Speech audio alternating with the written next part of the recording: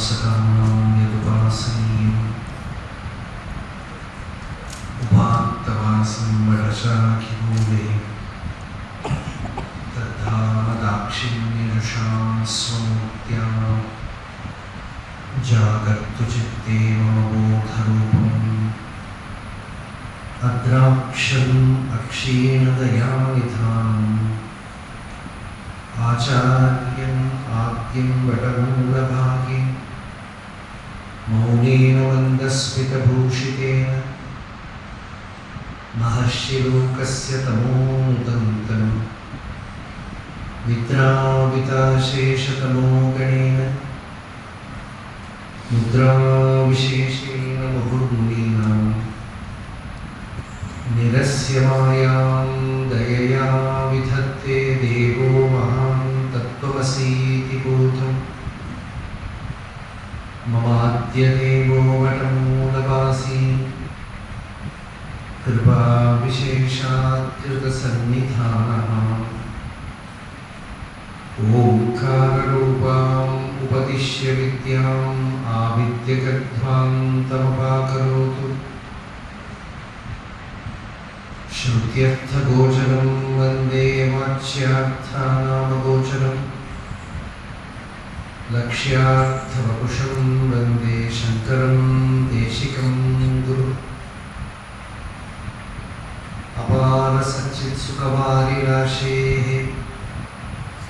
यस्योर्मिमात्रं भुवनं समस्तम्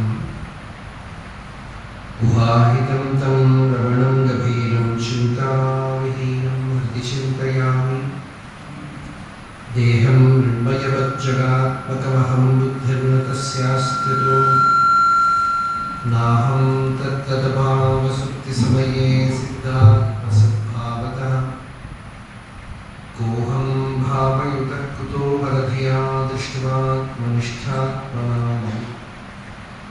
सोऽहं स्फूर्तितया अरुणाचलशिवः पूर्णो विभाति स्वयं योऽन्तः प्रविश्य मम वाचमिमां प्रसुप्तां सञ्जीवयत्यखिलशक्तिधरस्वधाम्ना अन्यांश्च हस्तचरणश्रवणत्वगादीन् प्राणान् नमो भगवते पुरुषाय तुभ्यम्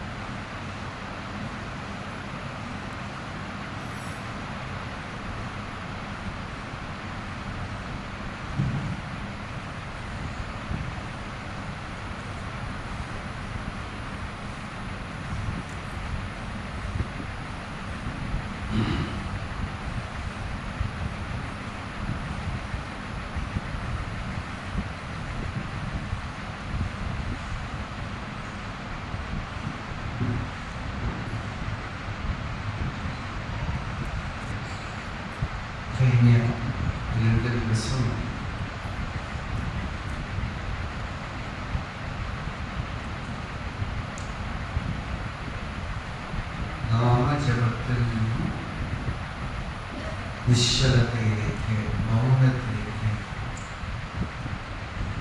എന്നുള്ള ഒരു വിഷയം എടുത്തുകൊണ്ട് ശീർഷകത്തിലാണ് നമ്മൾ അനുസന്ധാനം ചെയ്യുന്നത്. അതായിരുന്നു നമുക്ക് വിഷയം. അത് ഇംഗ്ലീഷിലായിരുന്നു. അതേ വിഷയം നമ്മളിന്ന് മലയാളത്തിൽ പറയുന്നു. അത്രയും വിഷയം ശീർഷകം അതിൻ്റെ തലക്കെട്ട് അത് തന്നെയാണ്.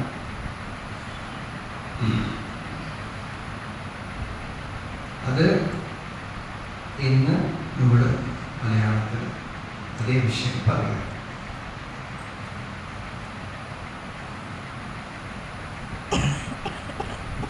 ആനന്ദാശ്രമം സ്വാമി രാമദാസ് എന്ന് പറഞ്ഞാൽ തന്നെ രാമനാമം ജപം എന്നെല്ലാവർക്കും അറിയാം. വളരെ ഉയർന്ന ലക്ഷ്യം മുമ്പിൽ വെച്ചുകൊണ്ട് വളരെ സരളമായ ഒരു മാർഗം ഇതാണ് നമുക്ക് ആനന്ദാശ്രമത്തിൽ കാണുന്നത്.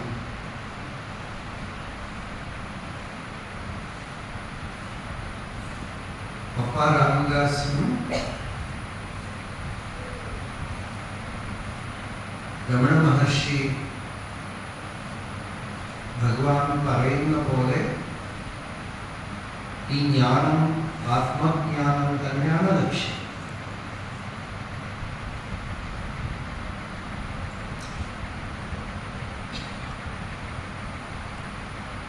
സ്വാമിക്കും അനുഭവം അരുണാചലത്തിൽ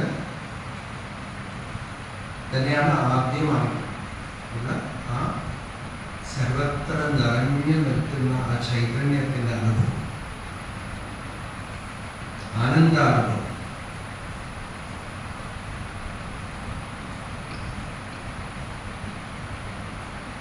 അതിന് ഭഗവാൻ രമണ മഹർഷിയുടെ ഒരു പ്രചോദനം, ഒരു നയനദീക്ഷ ഉണ്ടായിരുന്നു. അതിനെയൊക്കെ തന്നെ ചിത്രീകരിച്ചുകൊണ്ട് സ്വാമി രാമദാസ്, അപ്പ രാമദാസ് ഒരു ഇംഗ്ലീഷിലൊരു കവിത എഴുതിയിട്ടുണ്ട്, ഐ ബിലവഡ് ഭഗവാൻ.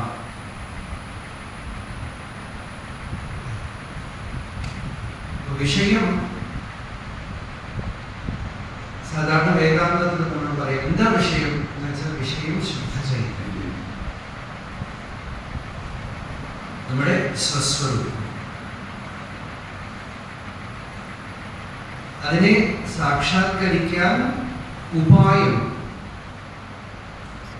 എന്ന് പറയുമ്പോൾ ഒരു പ്രശ്നമുണ്ട്. എന്താണെന്ന് വെച്ചാൽ ഉപായവും ആ ഉപായം കൊണ്ട് നേടിയെടുക്കേണ്ടതായ വിഷയവും ഇങ്ങനെ രണ്ടെണ്ണം ചേർത്തി കഴിഞ്ഞാൽ ഉപായം പ്ലസ് ഉപേയം ഈക്വൽ ടു സംസാരം. ഇതാണ് സംസാരം.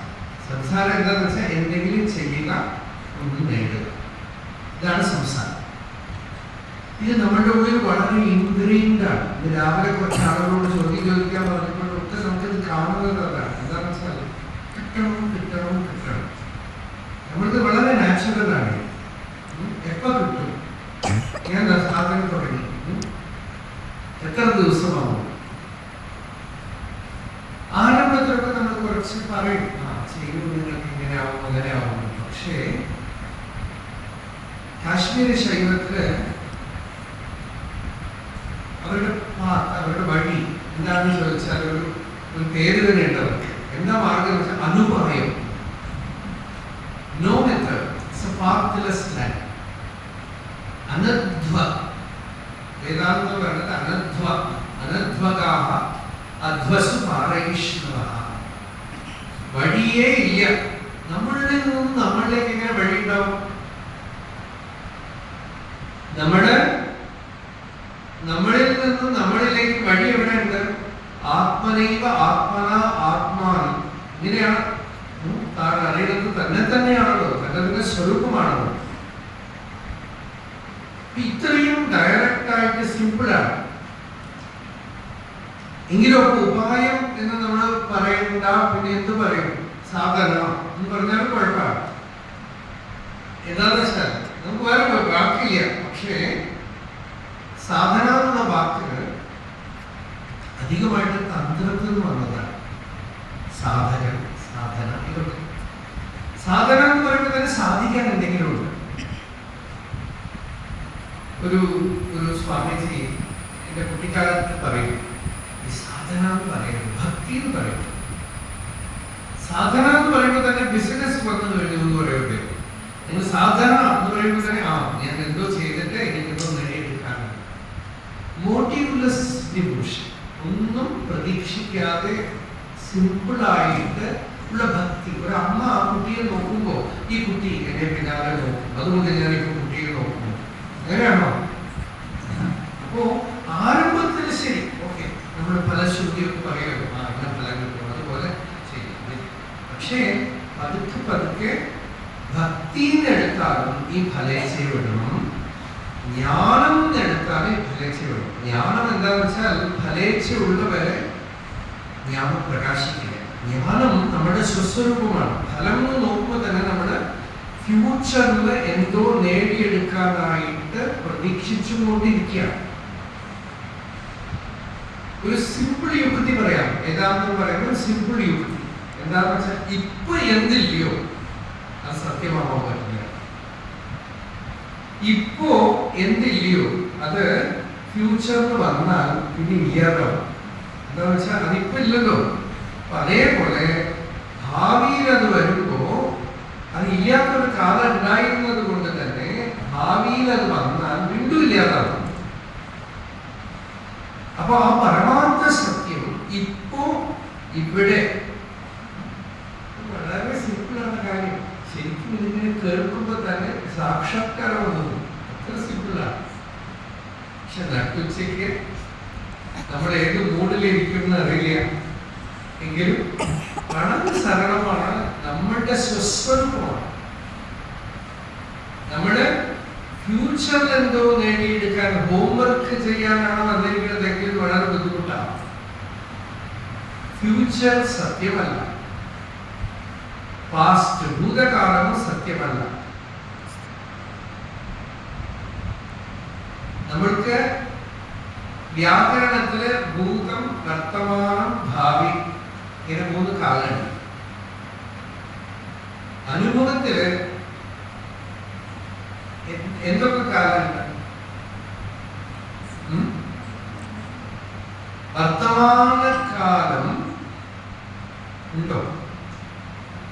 തൊടുമ്പഴി അത് ഭൂതമായി അല്ലേ? നിങ്ങൾ മനസ്സുകൊണ്ട് ഈ വർത്തമാനകാലത്തിനെ സ്പർശിക്കുമ്പോഴേക്കും അത് ഭൂതകാലമായി. പാസ്റ്റ് മൈൻഡ് ഭൂതമേ അറിയുള്ളൂ, അല്ലെങ്കിൽ ഭാവിയെ ഭാവന ചെയ്യും.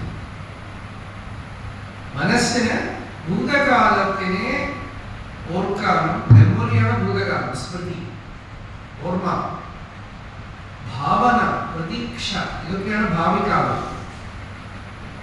വർത്തമാനം എന്നുള്ള ഒരു കാലം മനസ്സിന് അറിയില്ല. നമ്മൾ വിചാരിക്കും വർത്തമാനം അറിയാം.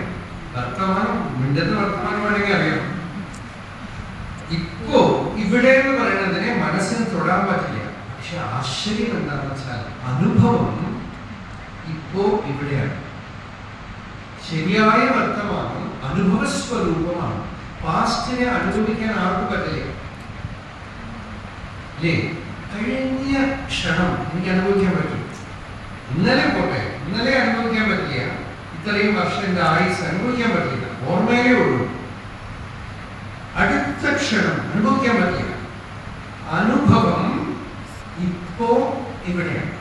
അത് സത്തയുടെ, അസ്തിത്വത്തിന്റെ, ചൈതന്യത്തിന്റെ സ്വരൂപമാണ് അനുഭവം. അതുകൊണ്ട് ഭാഗവതം പറഞ്ഞു ഭഗവാന്റെ സ്വരൂപം എന്താണ് എന്ന് ചോദിക്കുമ്പോൾ കേവല അനുഭവാനന്ദ സ്വരൂപം പരമേശ്വര അനുഭവമാണ്. അസ്ഥി ഇത്യേവ ഉപലബ്ധവ്യ, അസ്തിത്വമാണ്. ഭൂതകാലം സത്യമായിരുന്നു. എന്തുകൊണ്ടെന്ന് വെച്ചാൽ അത് അന്ന് വർത്തമാനമായിരുന്നു. ഭാവി കാലം സത്യമാകണം എങ്കിൽ അത് അപ്പോ വർത്തമാനമായിരിക്കണം. അനുഭവം വർത്തമാനകാലമാണ്. ഭൂതവും ഭാവിയും ആർക്കും അനുഭവിക്കാൻ കഴിയില്ല. അപ്പൊ എപ്പോഴും ഉള്ളത് സിമ്പിൾ പ്രസന്റ് ആണ്. ഈ സിമ്പിൾ പ്രസന്റിന് നമ്മൾ സ്വീകരിച്ച് നിരന്തര സാധന എന്താണപ്പോ ചിത്തത്തിനെ അതിലേക്ക് കൊണ്ടുവരും. വാസിഷ്ഠത്തിലൊരു വളരെ മനോഹരമായ ശ്ലോകമുണ്ട്. വർത്തമാനം അനായാസം ഭജത് ബാഹ്യധിയാക്ഷണം ഭൂതം ഭവത് ഭവിഷ്യത് അഭജത് യാതി ചിത്തം അചിത്തതാം. ചിത്തത്തിനെ വളരെ ലാഘവത്തോടു കൂടെ ഈ വർത്തമാന കാലത്തിലേക്ക് കൊണ്ടുവന്നുകൊണ്ടേയിരിക്കുക. ഭൂതത്തിലേക്കും വിട്ടുകളയുന്നത് ഭാവിയിലേക്ക് വേറൊരു സാധനം വേണ്ട. അതിന് വളരെ എളുപ്പമാണ് ഭഗവാൻ നാമജപം. എന്താണെന്ന് വെച്ചാൽ ഓർമ്മയിൽ വയ്ക്കേണ്ട, ബ്രെയിനെ ആക്ടിവേറ്റ് ചെയ്യേണ്ട, ഭാവന ചെയ്യേണ്ട, കോൺസ്റ്റന്റ് ഭഗവാൻ നാമജപം, സ്മരണ, നമ്മുടെ ശ്രദ്ധ നമ്മുടെ സ്വരൂപത്തിലേക്ക് വന്നുകൊണ്ടേ ജപം ചെയ്യുന്നു. ശ്രദ്ധ ഇപ്പോ ഇവിടെയാണ്. പ്രതിബോധ വിദിതം മതം അമൃതത്വം ഹി വിന്ദത്തെ. കേനോപനിഷത്തിലെ ഒരു മന്ത്രമാണ്. ബോധം ബോധം പ്രതിവിദിതം. Neither in the past nor in the future. Every moment, ഓരോ ക്ഷണത്തിലും ഞാൻ എന്റെ ശ്രദ്ധ ഈ ക്ഷണത്തിൽ പ്രകാശിച്ചു കൊണ്ടിരിക്കുന്ന സത്ത, ഈ ക്ഷണത്തിൽ പ്രകാശിച്ചു കൊണ്ടിരിക്കുന്ന എന്റെ സ്വരൂപത്തിലേക്ക് ശ്രദ്ധയെ തിരിച്ചുവിടാം. ഗീതയിൽ ഭഗവാൻ പറഞ്ഞു, ശ്രദ്ധാവാൻ ലഭത്തെ ജ്ഞാനം. സാധാരണമാനില്ല, ശ്രദ്ധാവാൻ അറ്റൻഷനെ ആ ഉള്ള ചിത്തില് ചൈതന്യത്തിലേക്ക് തിരിച്ചുവിടാം. ചൈതന്യമാണ് വർത്തമാനം. പാസ്റ്റ് വെറും തോട്ടാണ്, ഫ്യൂച്ചർ വെറും ചിത്തവൃത്തിയാണ്. ഈ ക്ഷണം, ഈ മൊമെന്റ് എന്ന് പറയുന്നത് കാലാതീതമാണ്, അനുഭവസ്വരൂപമാണ്. ഇതിൻ്റെയൊക്കെ യുക്തി. ഇതിനെ പ്രായോഗികമായി നമുക്ക് കൊണ്ടുവരുമ്പോൾ ഭഗവൻ നാമ ജപമോ അല്ല പ്രണവ ജപമോ ഒക്കെ നമ്മുടെ ജസ്റ്റ് റിമൈൻഡറാണ്. നമുക്ക് നമ്മുടെ ചിത്രത്തിനെ ഈ നിരന്തരം പ്രകാശിച്ചു കൊണ്ടിരിക്കുന്ന സത്യത്തിലേക്ക് കൊണ്ടുവരാനുള്ള ഒരു റിമൈൻഡറാണ്. അപ്പോ ഒന്നും നേടിയെടുക്കാനില്ല. മാണ്ഡൂക്യ ഉപനിഷത്ത് പ്രണവത്തിനെ കുറിച്ച് പറയുന്നത് ജപമാണ്. അപ്പൊ പ്രണവത്തിന്റെ അർത്ഥം എന്താണ് എന്ന് ചോദിച്ചാൽ ഉപനിഷത്ത് പറഞ്ഞു, ഭൂതം ഭവത് ഭവിഷ്യത് ഇതി സർവം ഓംകാര ഏവ യച്ഛാന്യ ത്രികാലാതീതം തഥപി ഓംകാര ഏവ. ഭൂതം ഭൂതകാലം, ഭവത് വർത്തമാനകാലം, ഭവിഷ്യം ഇതൊക്കെ ഓംകാരമാണ്. ഇതിനൊക്കെ അതീതമായ ആ ട്രാൻസെൻഡന്റൽ തുരീയം എന്ന് നിങ്ങൾ വിളിക്കും, അതും ഓംകാരം തന്നെ.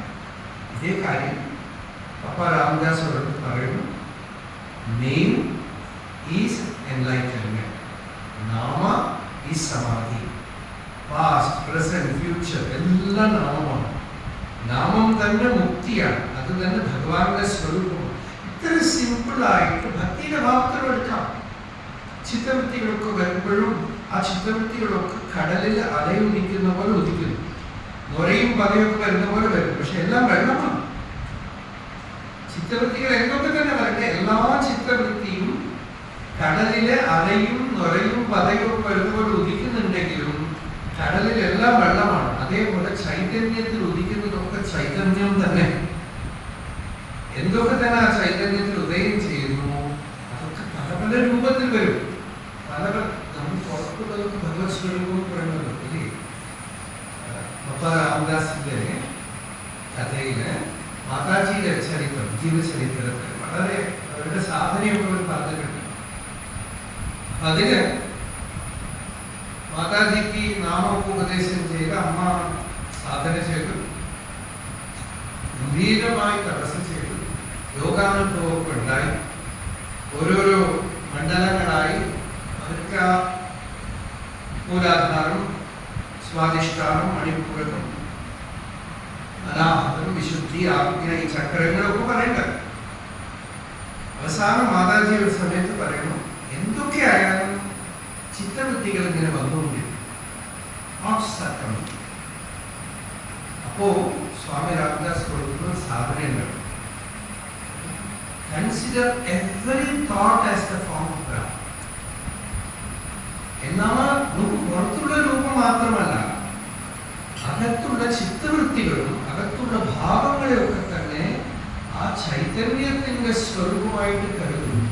ചൈതന്യത്തിലാണ് ഉദിക്കുന്നത്, ചൈതന്യത്തിലാണ് നിൽക്കുന്നത്, ചൈതന്യത്തിലാണ് ലയിക്കുന്നത്. ചൈതന്യത്തിൽ നിന്ന് എന്തൊക്കെ ഉദിക്കുന്നു അതൊക്കെ ചൈതന്യമാവാനേ ഒക്കുള്ളൂ. ആ ചൈതന്യമല്ലാതെ മറ്റൊന്നുമില്ല. അതുകൊണ്ട് ഉള്ളിൽ മനസ്സിൽ ഒരു സുഖം വരും. ആ സുഖത്തിനെ ആത്മസ്വരൂപമായിട്ട് മനസ്സിൽ അങ്ങനെ ചെയ്യാൻ അദ്വൈത ജ്ഞാനം ഉണ്ടെങ്കിൽ ചെയ്യാൻ പറ്റും. ഈ ഏകതത്വം അറിഞ്ഞാൽ ചിലപ്പോൾ വിഷമം വേദന വന്നാൽ ആ വേദനയും ഇപ്പൊ ഭഗവാൻ ആ വേദന രൂപത്തിലാണ് ഉള്ളിൽ വന്നിരിക്കുന്നത്. ആ ഭഗവാന്റെ സ്വരൂപമാണ്. എത്രയോ സുഖം വന്നില്ലേ, അപ്പോഴൊന്നും കംപ്ലൈന്റ് പറഞ്ഞില്ലല്ലോ. ദുഃഖ രൂപത്തിൽ വന്നിരിക്കുന്നു, അതും ആ ഭഗവാന്റെ സ്വരൂപമാണ്. ഒരിക്കല് ആശ്രമത്തില് മാതാജിയുടെ സെന്റിന് രമണ പണ്ഡിറ്റ് അവിടെ മുമ്പില് നമ്മളുടെ പ്രഭാഷണം ഉണ്ടായിരുന്നു, പ്രഭാഷണം. അപ്പോൾ സ്വാമിജി ബാക്കിലിരുന്ന് കേട്ടുകൊണ്ടിരിക്കുന്നത്, വശത്തിലിരുന്ന് കേട്ടുകൊണ്ടിരിക്കുന്നു. പലരും അതൊക്കെ കണ്ടവരുണ്ട്. അപ്പോൾ വളരെ അനുഭവിച്ച് കേട്ടുകൊണ്ടിരിക്കുന്നു സ്വാമി. അപ്പോൾ ആ സമയത്ത് ഈ ഒരു വിഷയം ഞാനത് പറഞ്ഞു. പറയുന്നതോടുകൂടെ സ്വാമി വിവേകാനന്ദ സ്വാമിയുടെ ലൈഫിൽ ഒരു ഇൻസിഡന്റ്. കൽക്കട്ടയില് പ്ലേഗ് വന്നിട്ട് ജനങ്ങൾ ഒരുപാട് വിഷമിക്കുകയാണ്. ഒരുപാട് പേര് മരിക്കുന്നു, പലതും നടക്കുന്നു. അദ്ദേഹം വളരെ വിഷമിച്ച് വേദനിച്ച് കരയുന്നു. അപ്പോ ഒരു ഭക്തൻ ചോദിച്ചു, Swamiji, you are a monk. Why are you so attached and so much suffering is there for you? Pain is there for you. There is deep ecstasy in pain. അതെങ്ങനെയാണ് ഒന്ന് ആലോചിച്ചു. എങ്ങനെ പെയിൻ എക്സ്പ്രസ് ചെയ്യണം? പെയിൻ പൊതുവെ വരുന്നത് സ്വാർത്ഥമാണ്. എനിക്ക് വേണ്ടിയിട്ടാണ് ഞാൻ വേദനിക്കുന്നതെങ്കിൽ അത് എക്സ്പ്രസ് ചെയ്യാനേ പറ്റില്ല. എനിക്ക് കിട്ടിയില്ല, എന്റെ സുഖമില്ല. കരുണ കൊണ്ടാണ് വേദന വരുന്നതെങ്കിൽ ആ വേദന വളരെ എളുപ്പത്തിൽ അത് ദിവ്യമായി കാണാൻ ഒരു സ്വാർത്ഥമാണ് ദുഃഖത്തിന് കാരണം. ഇത് പറഞ്ഞപ്പോ സ്വാമിജി പറഞ്ഞു, ഒരിക്കൽ പപ്പ കാലിൽ ഒരു വ്രണം വന്നിരുന്നു, നല്ല വേദനയായിരുന്നു. അപ്പൊ ഞങ്ങൾക്ക് മരുന്ന് കിട്ടു കൊടുക്കുമ്പോൾ പപ്പ പറഞ്ഞു, Ramdas is having ecstasy in this pain. Rama has appeared in this form.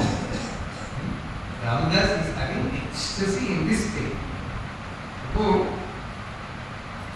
ഇത് യോഗവാസിഷ്ഠത്തിൽ ഒരു ഉപാഖ്യാനം തന്നെയാണ്, ദേവപൂജ ഉപാഖ്യാനം. വസിഷ്ഠന് ശിവൻ ഉപദേശിക്കുന്നതായിട്ടാണ് കഥ. അവിടെ പരമേശ്വരൻ പറഞ്ഞു കൊടുക്കേണ്ടത് ജീവിതത്തിൽ വരുന്ന സകല അനുഭവങ്ങളെയും ചൈതന്യത്തിൽ ഉദിക്കുന്ന അലയായിട്ടും കുമളയായിട്ടും ഒക്കെ കരുതി കൊടുക്കും. ജീവിതത്തിൽ എന്തൊക്കെ തന്നെ അനുഭവം വരട്ടെ, എന്തൊക്കെ നാമരൂപത്തിൽ വരട്ടെ, അതൊക്കെ ആ അഖണ്ഡമായ ആ സച്ചിദാനന്ദ സ്വരൂപത്തിലാണ് ഉദിക്കുന്നത്. അതിൽ നിൽക്കുന്നു, അതിൽ ലയിക്കുന്നു, അത് തന്നെ അതൊക്കെ. Only when you worship that terrible, you can transcend the terrible. കാളീത മദർ എന്ന് പറഞ്ഞിട്ട് വിവേകാനന്ദ സ്വാമിയിലേക്ക് വന്നപ്പോൾ എഴുതിയൊരു പോയിന്റ്. അതിൽ പറഞ്ഞു, worship the terrible, then only you can transcend the terrible. ഭയങ്കര രൂപത്തിൽ വന്നു ജീവിതത്തിൽ, അതും ഭഗവാൻ നരസിംഹാവതാരം എടുത്ത പോലെ ആ രൂപത്തിൽ വന്നാലും നമ്മൾ ആസ്വദിക്കണം. തമിഴില് സുബ്രഹ്മണ്യ ഭാരതിയിലെ വളരെ പ്രസിദ്ധമായ ഒരു പാട്ടുണ്ട്, കാക്കി ചിറകിലെ നന്ദലാല കരിയതിനും തോന്നുതട നന്ദലാല. ഒരു കാക്കയെ കാണുമ്പോൾ ആ കറുപ്പ് കിണറ് കൃഷ്ണന്റെ കിണറാണ്. എല്ലാ സ്ഥലത്തും പാപ്പു ഇടമെല്ലാം എല്ലാ സ്ഥലത്തും കൃഷ്ണനെ കാണുന്നു. അതൊരു വളരെ മിസ്റ്റിക്കലായിട്ടുള്ള ലൈൻ. தீக்குள் விரலை வைத்தால் நந்தலாலா, உன்னை தீண்டும் இன்பம் தோன்றுதலா நந்தலா. தீக்குள்ள விரல வச்ச சுடுதானே செய்யணும், நல்லா சுடும். அந்த சுடுறத ஒன்று தீர்க்கிற இன்பம் அப்படின்னா அந்த சைத்தன்யத்துல தோன்றுது. Any intense experience carries more content of the inner being. அது ஒரு சீக்ரெட். அது any intense experience, it is impregnated with the power of the self, but we miss because we consider it as separate. எது வந்து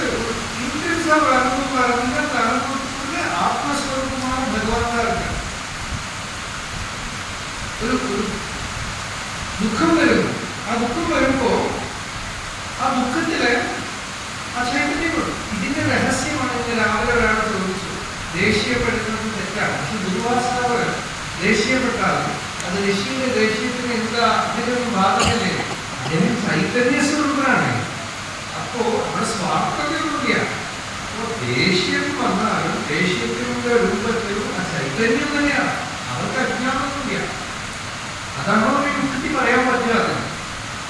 അപ്പോ ജീവിതത്തിൽ വരുന്ന അനുഭവങ്ങളൊക്കെ തന്നെ സർവം ഖലു ഇദം ബ്രഹ്മ തജ്ജലാനിധി ശാന്ത ഉപാസിക.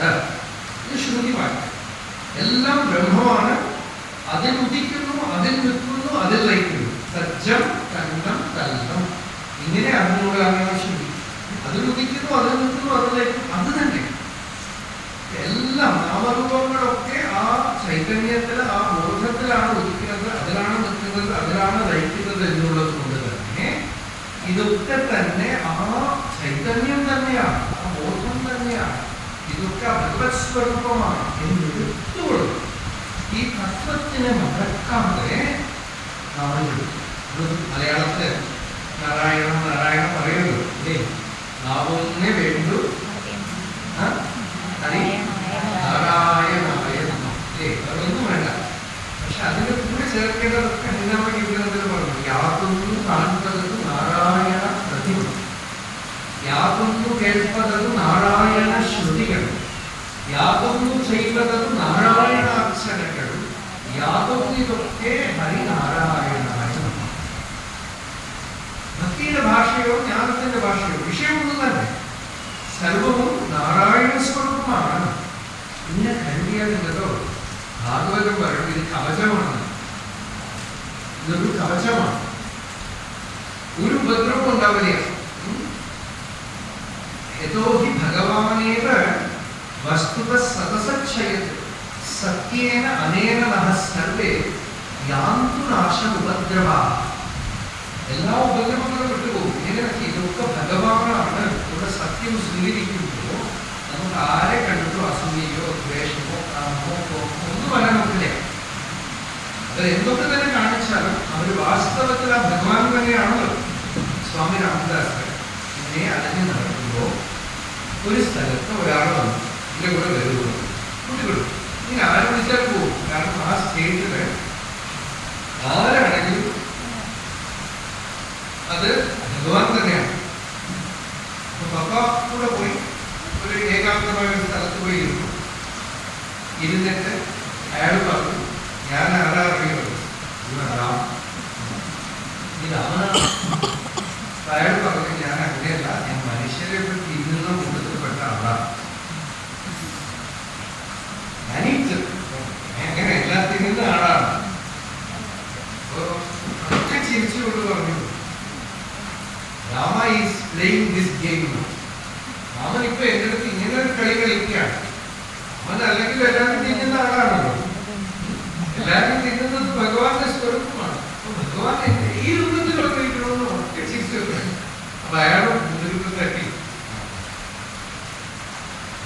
എന്താന്ന് വെച്ചാൽ അപ്പോ ഈ സർവാത്മഭാവ, ആത്മജ്ഞാനത്തിന്റെ പൂർണ്ണത സർവാത്മഭാവം. ഇതില് തന്നെ ശരീരമല്ല, മനസ്സല്ല, ബുദ്ധിയല്ല, ശുദ്ധ ചൈതന്യമാണെന്ന് അറിയും. അറിഞ്ഞിട്ട് പുറമേക്ക് എല്ലാ സ്ഥലത്തും അത് കാണണം. ഇത് രാവിലെ ആരോ ചോദിച്ചു, അങ്ങനെ ചിന്തിച്ചു കഴിഞ്ഞാൽ പേടി തോന്നുന്നു. പേടിയുള്ള ആനന്ദമുള്ളതാണ്. പേടി അജ്ഞാനത്തിന്റെ ലക്ഷണമാണ്. അറിയായ്മയുടെ അവിദ്യയുടെ ലക്ഷണമാണ് പേടി. ഒന്നിനെയും ഭയപ്പെടാൻ പാടില്ല. ഒരാളെ ഭയപ്പെടുന്നത് എന്താണെന്ന് വെച്ചാൽ അയാള് ആ സത്യത്തിൽ നിന്ന് അന്യമായിട്ടുണ്ട് എന്ന് കരുതുന്നത് കൊണ്ടാണ്. ഏകമേവ അദ്വിതീയം നേഹ നാനാസ്തി കിഞ്ചന. ഒന്നേ ഉള്ളൂ, രണ്ടാമതൊരു വസ്തുവില്ല. ഇതിന്റെ പ്രായോഗിക വശമാണ് ഭക്തി. ബ്രഹ്മഭൂത പ്രസന്നാത്മാ ന ശോചതി ന കാംക്ഷതി സമസ്സർവേഷു ഭൂതേഷു മദ്ഭക്തിം ലഭതേ പരാം. ആർക്കാണ് ഈ പരാഭക്തി?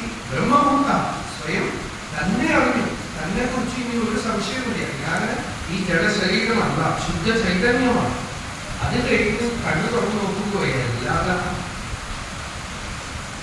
തമിഴ് തായ്മാനവർ தன்மயமாய் நின்ற நிலை தானே தான் ஆகி நின்றால் நிர்மயமாய் எல்லாம் நிகழும் பராபரம். நான் எனக்குள்ள தன்மயமா நின்றுட்டேன்னா ஆக்குறதெல்லாம் நிர்மயம், ஆத்மஸ்வரூபம். You abide as the self within and you behold the same divine equilibrium. Even if you are not able to behold the divine equilibrium, first you have to have it, that experience in your heart.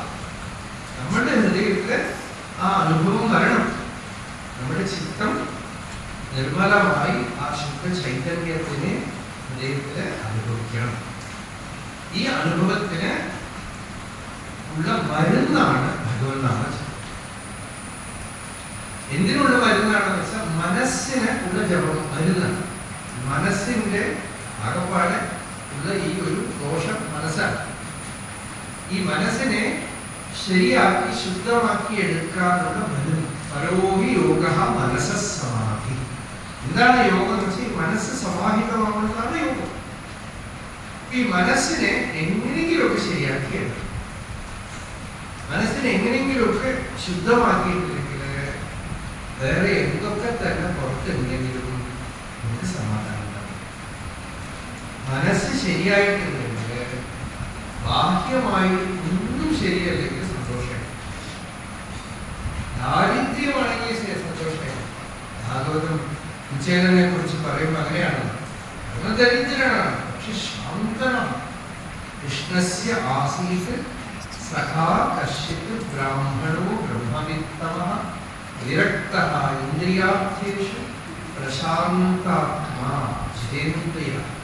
എന്തൊക്കെ തന്നെ പ്രശ്നങ്ങളും ദുഃഖങ്ങളൊക്കെ ഉണ്ടെങ്കിലും ചിത്തം ആർക്ക് ശാന്തമാണോ അയാള് സമാധാനമായിട്ടിരിക്കും, സന്തോഷമായിട്ടിരിക്കും, ആനന്ദമായിട്ടിരിക്കും. മനസ്സ് ശരിയില്ലെങ്കിൽ എന്തൊക്കെ തന്നെ പുറമേക്കുണ്ടാവട്ടെ, എത്രയൊക്കെ സമൃദ്ധികൾ ഉണ്ടാവട്ടെ, സന്തോഷം. കംപ്ലൈന്റ് എഴുതിക്കൊണ്ടേ അപ്പാവോട് പറയും, ലെറ്റർ വന്നോണ്ടേ. ഒരു ലെറ്റർ ഒരു പ്രോബ്ലം, അതിനൊരു ഉത്തരം കൊടുത്തു കഴിഞ്ഞാൽ വേറെ ഒരു പ്രശ്നം, അതൊരു ഉത്തരം കൊടുത്തു കഴിഞ്ഞാൽ ഇതെല്ലാം ഇതിനും വരും. ഗുരു ഗുരുവായി തന്നിരിക്കുന്നു. ഭഗവത് നാമ ജപം ചെയ്യാം. കുലശേഖര ആൾക്കാർ പറഞ്ഞു, എന്റെ പ്രാരബ്ധം അനുസരിച്ച് എന്തൊക്കെ വരാറുണ്ടോ ഭഗവാനെ വരട്ടെ, ഞാൻ അങ്ങേ വിടാതിരിക്കും. യദ്യത് ഭവ്യം ഭവതു ഭഗവൻ പൂർവകർമാനുരൂപം ഏതത് പ്രാർത്ഥ്യം മമ ബഹുമതഃ ജന്മജന്മാന്തരേപി ത്വത്പാദാംബോരുഹ യുഗഗതാ നിശ്ചലാ ഭക്തിരസ്തു. എനിക്ക് ഭക്തി ഉള്ളിൽ വിട്ടുപോകാതിരിക്കട്ടെ. എന്ത് പ്രാരബ്ധമുണ്ട് എന്ന് പറഞ്ഞു രമണ ഭഗവാൻ പറഞ്ഞു, എണ്ണം എതുവോ അതിശയമായി കണ്ണേ കുന്തൻ കടലിനയിൽ കാതൽ പെരുക്കേ പെരുമായി. അരുണാചലേശ്വരൻ പറഞ്ഞു, എന്താ വേണ്ടത് എന്നെ ചെയ്തു. പക്ഷെ ആ അപരിമിതമായ ഭക്തി, ഭഗവയ്ക്കുള്ള ഭഗവത് സ്മരണ അതെനിക്ക് തരും. രമണ മഹർഷിയാണ് പറയുന്നത്. രമണ മഹർഷി വെച്ചാൽ എല്ലാവരും വിചാരിക്കുന്നത് ഈ സെൽഫ് എൻക്വയറി ആത്മവിചാരം മാത്രമാണ്. ആ തമിഴ് കൃതികളൊക്കെ നോക്കിയാൽ ഭക്തി വെച്ചാൽ என்னை ஆண்டனி எனக்கும் காட்சி தந்த அருளிலை என்றால் இருநலி உலகில் ஏங்கியே பதைக்கும் உடல் வீடில் எங்கதி എന്നാ. കരുണ കൊണ്ട് എന്നെ പിടിച്ചുകൊണ്ടുവന്നു. എനിക്കിപ്പോ ആ അനുഭൂതി, ആ പ്രേമം, അൻപ് എന്നാണ് പറയുന്നത്. അൻപുരു അരുണാചല அழல் மெழுகாய் அகத்துணை நினைந்து நைந்து உருவும் அன்பிலே எனக்குள் அன்பினை அருளாத ஆண்டியனை அழித்திடல் அழகும். என்னை பிடிச்சிட்டு வந்துட்டேன், எனக்கு அந்த அன்பு கொடுக்கலைன்னா என்னோட லைஃப் வேஸ்டபிள். ആ പ്രേമഭക്തി, ആ പ്രേമഭക്തിയാണ് ഹൃദയം ഉരുകുന്ന ആ പ്രേമഭക്തി എനിക്ക് തരൂ. ഭഗവത് സ്മരണം എന്റെ ഉള്ളിൽ വിട്ടുപോകാതിരിക്കട്ടെ. ഇതാണ് രമണ ഭഗവാൻ. മാതാജി ഗണേശനായോട് കുറച്ചു കാലം താമസിക്കുമ്പോൾ മാതാജിയുമായിട്ട് വളരെ ക്ലോസ് ആയിട്ട് മാതാജി എനിക്ക് ചോദിച്ചു, ഭഗവാൻ രമണ ഭഗവാൻ നാമജപത്തിനെ കുറിച്ച് എവിടെയെങ്കിലും പറഞ്ഞിട്ടുണ്ട്? നമുക്ക് കാരണം ആനന്ദാശ്രമത്തിൽ നാമജപമാണല്ലോ. പൊതുവെ രമണ മഹർഷി നമുക്ക് ആത്മവിചാരം ജ്ഞാനം അത്രയല്ലേ അറിയുള്ളൂ. നാമജപത്തിനെ കുറിച്ച് ഭഗവാൻ എന്ന് പറഞ്ഞു. ഗണേശൻ പറഞ്ഞു ഉള്ളൊരു ഭഗവാൻ ആ സമയത്ത് ഓർമ്മ തന്നു. പിന്നാലെ എന്നോട് പറഞ്ഞു ഭഗവാന്റെ സ്പിരിച്വൽ എക്സ്പീരിയൻസ് ബിഗിനിങ് തന്നെ നാമമാണ്. നാമജപമല്ല, നാമം സ്വയം ജപിക്കുകയല്ല, ഉള്ളിൽ ഇങ്ങനെ ഉദിച്ചുകൊണ്ടിരുന്നു. അക്ഷരപണമാകെ തന്നെ അതിന്റെ ഓർമ്മയിലാണ് പെയർ നിனைத்ததே പിടിത്ത് ഇടുത്തനെ പെരുമൈ യാർ അറിവാൻ അരുണാചലം. ആ പേര് നാമം ഒന്ന് ഞാൻ സ്മരിക്കുമ്പോഴേക്കും പിടിച്ച് വരച്ചുകൊണ്ട് അൻപോട് നാമം കേൾ അൻപർക്കം അൻപർക്ക് അൻപനായിട അരുണാചലം. അൻപോടുകൂടെ ഭക്തിയോടുകൂടെ ഭഗവൻ നാമം ആരെങ്കിലും കീർത്തിക്കുമ്പോൾ ആരെങ്കിലും ഭക്തിയോടെ കേൾക്കുന്നുണ്ടെങ്കിൽ ആ ഭക്തന് ഞാൻ ഒരു ഭക്തനായിട്ടിരിക്കാം. ആരാ പറഞ്ഞു? നമ്മൾ മഹർഷി. ഭഗവാന്റെ ലൈഫിലും ആദ്യത്തെ ഓപ്പണിംഗ് നാമാണല്ലോ അല്ലേ? ആദ്യത്തെ ഓപ്പണിംഗ് ഹൃദയത്തില് അരുണാചലം എന്നുള്ളത് ഗൂഢമായിട്ടുണ്ടായിരുന്നു. അറിവത് ശിരുവയറത് മുതൽ അരുണാചലം. എനിക്ക് ബുദ്ധി ഉദിക്കുന്നതിന് മുമ്പ് തന്നെ എൻ്റെ ഉള്ളില് അരുണാചലം എന്ന പ്രകാശം ഉണ്ടായിരുന്നു. പക്ഷെ അത് ഈ ഭൂമിയിലുള്ള എന്തെങ്കിലുമാണ് മഹാവാക്യത്തിന്റെ പൊരുൾ പോലെ അത് ഉള്ളിലിരുന്നു. മഹാവാക്യ പൊരുൾ പോലെ അത് ഉള്ളിൽ പ്രകാശിച്ചുകൊണ്ട് അനുഭവത്തിൽ ഗൂഢമായിട്ടിരുന്നു. പുറത്തുനിന്ന് ആരോ ഒരാൾ വന്നു. എവിടെ നിന്ന് വരുന്നു? അരുണാചലം. ആള് ലാസ്റ്റ്. ഭഗവാൻ പിന്നാലെ അത് പറയണത് ഇന്റലക്ച്വലൈസ് ചെയ്ത് ചിന്തിച്ചിട്ട് പിന്നെ പറയണത് അരുണാചലത്തിൽ പോയി പോകും. ബ്രഹ്മവിത്ത് ഞാൻ സച്ചിദാനന്ദത്തിനെ അറിഞ്ഞിട്ട് വന്നിരിക്കണം എന്ന് പറയുന്ന പോലെ അരുണാചലത്തിൽ നിന്ന് ശരീരത്തോടെ ഒരാൾ വരാൻ പറ്റുമെന്നാണ് ആയിരുന്നേ പാഠം.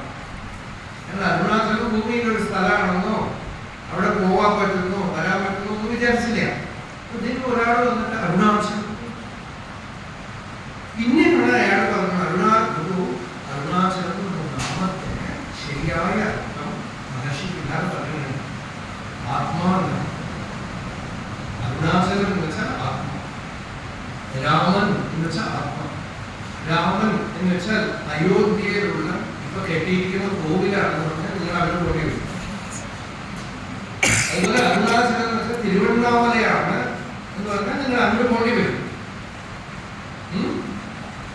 അരുണാചലത്തിന്റെ ശരിയായ അർത്ഥം അത് നിങ്ങളുടെ ഹൃദയത്തിലുള്ള ചൈതന്യമാണ്, ബോധമാണ് എന്നറിഞ്ഞാൽ പോവാൻ എവിടെയില്ല, യാത്ര ചെയ്യാനൊന്നുമില്ല. ഇവിടെ തന്നെ ഹൃദയത്തിൽ മനസ്സടങ്ങി പോകും. മഹർഷി അത് പറയുന്നുണ്ട്. അയാൾ എന്നെ വഴി തിരിച്ചു എന്ന് പറയുന്നത്. അയാൾ കുറച്ച് എന്നെ ഭ്രമിപ്പിച്ചു. അയാൾ പറഞ്ഞു അത് തിരുവണ്ണാമലയുടെ ഒരുവരാൾ അറിവുകൾ പറ്റൂ. അരുണാചലത്തിന്റെ അർത്ഥം തിരുവണ്ണാമലയാണെന്ന് അയാൾ എന്നെ പറഞ്ഞ് മനസ്സിലാക്കിയപ്പോ വാസ്തവമായ അറിവ് കുറച്ചു നേരത്തിന് മറന്നുപോയി. അറിവിനെ മറുടുത്ത് അതും ഈശ്വരന്റെ ലീലയാണെന്ന് പറയണം. എന്താന്ന് വെച്ചാൽ അല്ലെങ്കിൽ ഞാൻ മധുരയിൽ തന്നെ എഴുതിയിട്ടുണ്ടോ അറിവിനിൽ ഈർക്ക് തന്നെ പിടിച്ച് ഇങ്ങോട്ട് കൊണ്ടുവരാൻ വേണ്ടിയിട്ട് ആ ഒരു ഗ്ലിംസ് എനിക്ക് തന്നിട്ട് അവിടെ മുടിച്ചോണ്ടു. അപ്പൊ തിരുവണ്ണാമലയിൽ വന്നതും അരുണാചലത്തിന്റെ അർത്ഥം അരുണാചലം തന്നെ പറഞ്ഞു. അരുണാചലത്തിന്റെ മീനിങ് എന്താണെന്നുള്ളത് ആ മല തന്നെ പറഞ്ഞു കൊടുത്തു. താനേ താനേ തത്വം. ഈ അരുണാചലത്തിന്റെ പൊരുൾ ഉള്ളിലുള്ള ശുദ്ധ ചൈതന്യമാണ്. രാമൻ എന്ന ചൈതന്യമാണ്.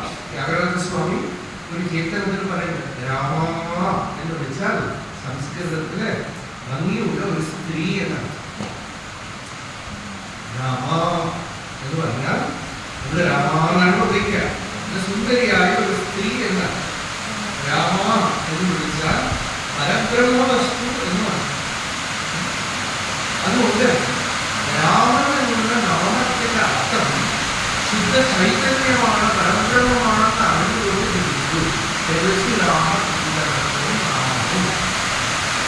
ആ കീർത്തനത്തില് രാമനാമത്തിന്റെ പൊരുള് അറിഞ്ഞുകൊണ്ട് ഈ രാമനാമം ജനിച്ചു. രാമ എന്ന് പറയുമ്പോൾ ഓരോ മൊമെന്റും you are reconnecting your own realisation. Rama Rama Rama ശുദ്ധ ചൈതന്യത്തിന് ബോധത്തിലാണ് കുറിക്കുന്നത്. ശിവ ശിവ എന്ന് പറഞ്ഞാൽ ശിവ ഇത് ശവം, ഇതിനകത്തുള്ള ചൈതന്യമാണ്, ബോധമാണ്, ശുദ്ധ ചിന്മാത്രമായ വസ്തുവാണെന്ന് അറിഞ്ഞുകൊണ്ട് അങ്ങനെ അറിഞ്ഞുകൊണ്ട് സാധന ചെയ്യും. ഭാഗവതത്തിലെ ഏകാദശ സ്കന്ധത്തില് നവയോഗികളോട് തോന്നുന്നു നാരായണ എന്ന് പറയുന്നത് എന്താണ്? അപ്പോ ആ യോഗീശ്വരൻ പറയണം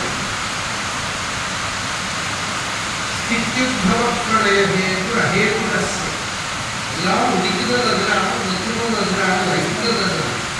പക്ഷെ അതിന് വാസ്തവത്തിൽ ഒന്നും ഉണ്ടാവുന്നില്ല. അത് സൃഷ്ടിക്ക് കാരണമല്ലാത്ത ചൈതന്യമാണ്. സ്വപ്ന ജാതക സുഷുപ്തി ജാഗ്രത സ്വപ്നം സുഷുപ്തി എന്ന മൂന്നവസ്ഥകൾക്കും സാക്ഷിയാണ്. ബഹിഷ്ഠദേഹേന്ദ്രിയാസുഹൃദയായി ചടങ്ങുകയാണ്. വെളിയിൽ ഈ ശരീരം, ഇന്ദ്രിയങ്ങൾ, മനസ്സൊക്കെ അതുള്ളപ്പോൾ പ്രവർത്തിക്കും. സഞ്ജീവിത തഥവേഹി പരം നരേന്ദ്ര. അതിനെ ഈ നാരായണൻ എന്ന് അറിഞ്ഞുകൊള്ളാണ്. അതാണ് നാരായണ നാമത്തിന്റെ പൊരുളെന്ന് അറിഞ്ഞുകൊള്ളാണ്. അതാണ് നാരായണൻ എന്നുള്ള ആ പദത്തിന്, ശബ്ദത്തിന് അർത്ഥം. ഇങ്ങനെ ആ പൊരുൾ അറിഞ്ഞുകൊണ്ട് ആ നല്ല നാമം ധരിക്കണം. അതേപോലെ രാമനാമവും ആ തത്വം അറിഞ്ഞുകൊണ്ട് ആണ് ജപിക്കുന്നത്. പക്ഷേ അതേസമയം വളരെ കുറയാവുന്നതാണ് ഭക്തിയുടെ ഉപയോഗം. ഒരു ബാലൻസ് അറിയണം. ഭക്തി ഭക്തിയർത്ഥം കൽപ്പിതം ദ്വൈതം അദ്വൈതാദി സുന്ദരം. മധുസൂദന സരസ്വതി പറഞ്ഞു ദ്വൈതം അജ്ഞാനമാണ്, അദ്വൈതം അജ്ഞാന നിവാരണമാണ്. ഭക്തിക്ക് വേണ്ടി കൽപ്പിച്ച ദ്വൈതം അദ്വൈതത്തെക്കാൾ സുന്ദരമാണ്. ഭക്തിയർത്ഥം കൽപ്പിതം ദ്വൈതം അദ്വൈതാദി സുന്ദരം. യാഗസ്വാമിയുടെ പ്രതിഭകളാണ് തിരുത്തലുണ്ട്. ദ്വൈതമോ സുഖമാണ്, അദ്വൈതമോ സുഖമാണ്. നല്ല കീർത്തനമാണ്, ഉത്തരവില്ലാതെ. അതായത് ദ്വൈതമാണോ സുഖമാണോ അദ്വൈതമാണോ? ദ്വൈതമാണോ സുഖം എന്ന് പറഞ്ഞ് ഞാൻ വിശ്വസിച്ചാൽ സംസാരിയായി പോകും, അജ്ഞാനത്തിന് പെട്ടുപോകും. പക്ഷെ അദ്വൈതമാണോ സുഖം എന്ന് പറഞ്ഞാൽ നിന്നെ പൂജിച്ച് ആരാധിച്ച് ആ അലൗകിക ദൈവീ ഗുണങ്ങളെ ആസ്വദിക്കുന്നവർക്ക് വിട്ടുപോകും. അപ്പോ എന്താണ് ഇതിന്റെ രഹസ്യം എന്ന് പറഞ്ഞ് അതിന് മർമ്മം അങ്ങനെ പറഞ്ഞു നിർത്തുക. ഈ മർമ്മം അറിയണതാണ് മഹിമ. സ്വാമി രാമദാസിന്റെ അടുത്ത് പറയുന്നു, രാമദാസ് സ്വാമിയുടെ അടുത്ത് പറയുന്നത് Ramadas has become one with Ram. He has become one with Ram. Still, he is a devotee. He is also a child of Ram. The river has merged with the ocean. Still, it is flowing. തത്വം അറിഞ്ഞു കഴിഞ്ഞു. ശരീര മനസ്സോടുകൂടെ ഇരിക്കുമ്പോൾ തത്വം അറിഞ്ഞിട്ടും തത്വജ്ഞാനത്തിന് മുമ്പ് സ്വീകരിച്ചിരുന്ന ഭാവങ്ങളൊക്കെ ഒരു അലങ്കാരം പോലെ നിൽക്കും. ജ്ഞാനികളും തത്വജ്ഞാനിയും തത്വജ്ഞാനം വന്ന ശേഷവും ആ തത്വജ്ഞാനത്തിന് മുമ്പ് ചെയ്തിരുന്ന ഉപാസനകളും സാധനങ്ങളും ഒക്കെ ഒരു അലങ്കാരം പോലെ ജ്ഞാനികളും. അത് ഭക്തിയുടെ കാരുണ്യമാണ്, ജ്ഞാനോത്തര ഭക്തി. ജ്ഞാനത്തിന് ശേഷം സർവാത്മഭാവം തന്നെയാണ് ഭക്തിയത്. ആ സർവാത്മഭാവത്തോടുകൂടി ഈ ഭക്തി നമുക്ക് വളരെ ആനന്ദദായകമാണ്. കേൾക്കുന്നു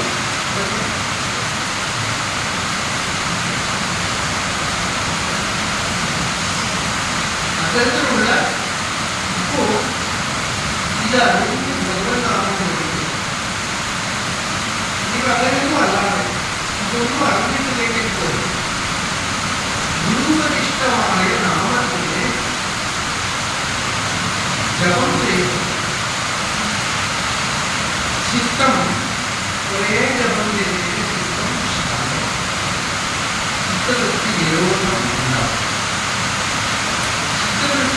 നിരുദ്ധമായി കഴിയുമ്പോൾ, മനസ്സ് ശാന്തമാകുമ്പോൾ വാസ്തവമായിട്ടുള്ള സ്വരൂപം വിളങ്ങിക്കൊണ്ടിരിക്കുന്നു. വെള്ളം ഇത് പുറത്ത് തിരിച്ച വന്നിരിക്കുന്ന അടിക്കട്ട് കാണും. അതുപോലെ സർഫസ് മൈൻഡ് ശാന്തമാകുമ്പോൾ അടിക്കട്ട് അധിഷ്ഠാനം നമുക്ക് റെക്കഗ്നൈസ് ചെയ്യാൻ, തിരിച്ചറിയാൻ. ഇതാണ് യോഗത്തിലെ വേദാന്തം സ്വീകരിക്കുന്ന സമയം. ചിലർക്കൊന്നും ചെയ്യാൻ പറ്റും. പക്ഷേ നമ്മളുടെ മനസ്സ് യോഗവ്യവഹാരങ്ങളിലും പെട്ടുകിടക്കുന്നു. അതിനൊരു ശാന്തി വരും, സമാധാനം.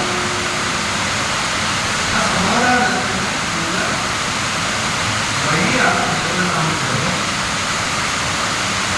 വൈഷ്ണവത്തിലും ശൈവത്തിലും ഒക്കെ ഇത് വേണ്ട.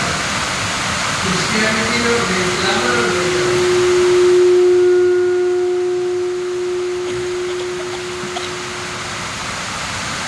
ഒരു നമ്പൂരി ഉണ്ടായിരുന്നു. വളരെ പണ്ഡിതനായ ഒരു നമ്പൂരി കേട്ടിട്ടുണ്ട്. വളരെ സരള സ്വഭാവം, നല്ല ഭക്തനാണ്. ഗുരുവായൂർ തന്നെയായിരുന്നു താമസം. ഗുരുവായൂർ വെച്ചാൽ അദ്ദേഹം ഗുരുവായൂർ തന്നെ പോയി വരും. പക്ഷേ അവിടെ വലിയ ആളോ എന്നൊന്നുമല്ല, ഭക്തനാണ്. തിരുവണ്ണാമലയിൽ വന്നു. അന്ന് നമ്മുടെ അടുത്ത് വന്നിട്ട് പറഞ്ഞു, 22 ദിവസം വന്ന് തിരുവണ്ണാമലയിൽ താമസം. അത് പറഞ്ഞു, അങ്ങനെ അടുത്ത് എനിക്ക് ദക്ഷിണാമൂർത്തി കൊടുക്കണം കേൾക്കണം.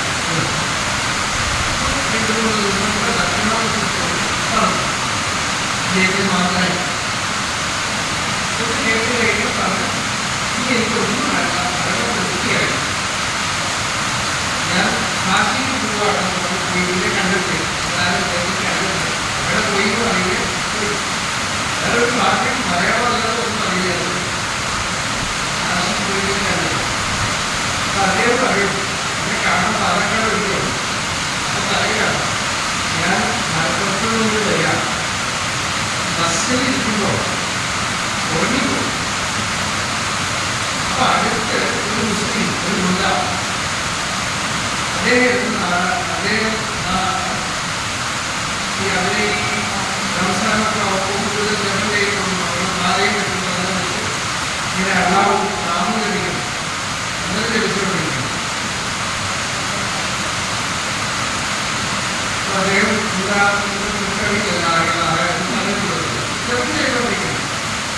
ഈ നമ്പൂരി പറഞ്ഞ് ഞാൻ ഉറങ്ങിപ്പോയി. എനിക്കിപ്പോൾ അദ്ദേഹം ജനിക്കുന്നത് കണ്ടപ്പോൾ എനിക്ക് തോന്നി, ഞാനും നമ്പൂരി ഭാഗവതമൊക്കെ വായിച്ചുകൊണ്ടിരിക്കുന്നു, ഞാൻ നാമവും ലഭിക്കാനൊക്കെ തോന്നി.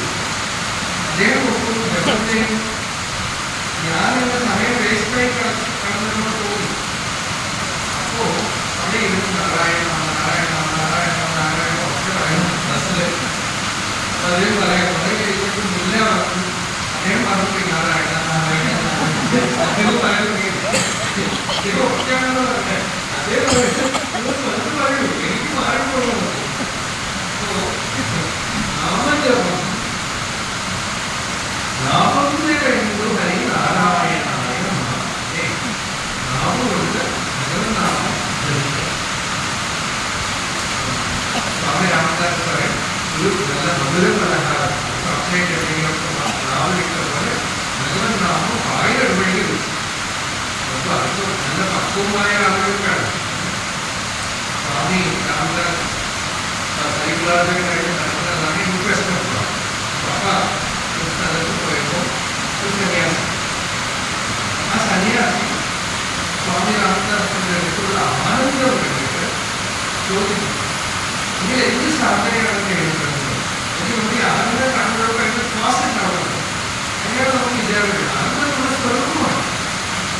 എന്ത് സാധനം ചെയ്യും? അപ്പോ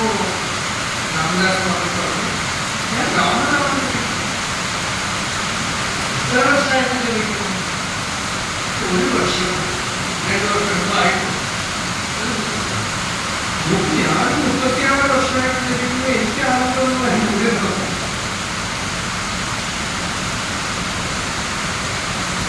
അല്ലെങ്കിൽ മാത്രമേ വന്നത് ശാസ്ത്രത്തിൽ അസൂയല്ലേ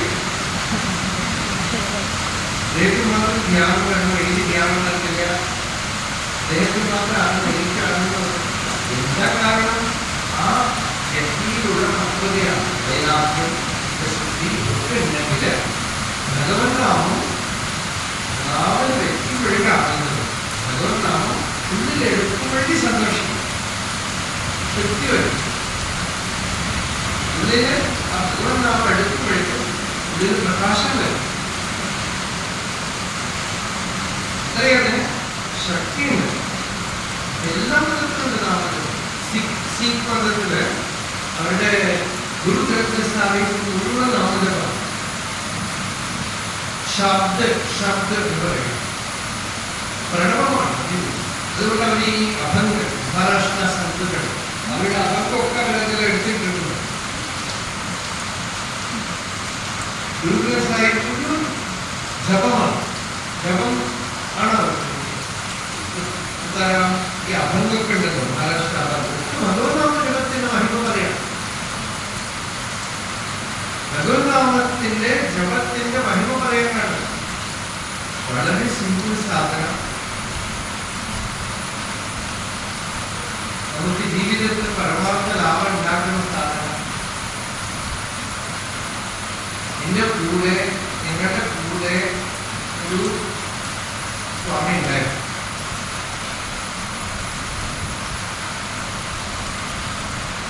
അദ്ദേഹം ഒരു ദൃഷ്ടാന്തത്തിന് വേണ്ടി ആ കഥ ഞാനിപ്പോ പറയാം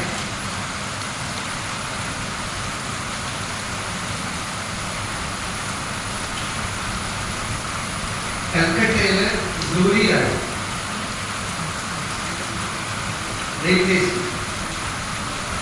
കുടുംബത്തിലെ ചില പ്രശ്നങ്ങളും ദുഃഖങ്ങളൊക്കെ വന്നിട്ട് ആദ്യം കാമ്യമായിട്ട് തന്നെ ഒരു ഫലേച്ഛയോട് പ്രശ്നങ്ങൾ ദുഃഖങ്ങളൊക്കെ മാറണം എന്ന് പറഞ്ഞു അദ്ദേഹത്തിന് ഗുരു ഹനുമാനായിരുന്നു കുട്ടിക്കാലത്ത് കഥ കേട്ടതിൽ നിന്നും വിളിച്ചതാണ് ഹനുമാനെ ഉപാസനാമൂർത്തിമാരെ വെച്ചുകൊണ്ടിരുന്നത് ഗുരുവായിട്ട് മാറിയിരുന്നു ഇതിന് ഭാഗത്ത്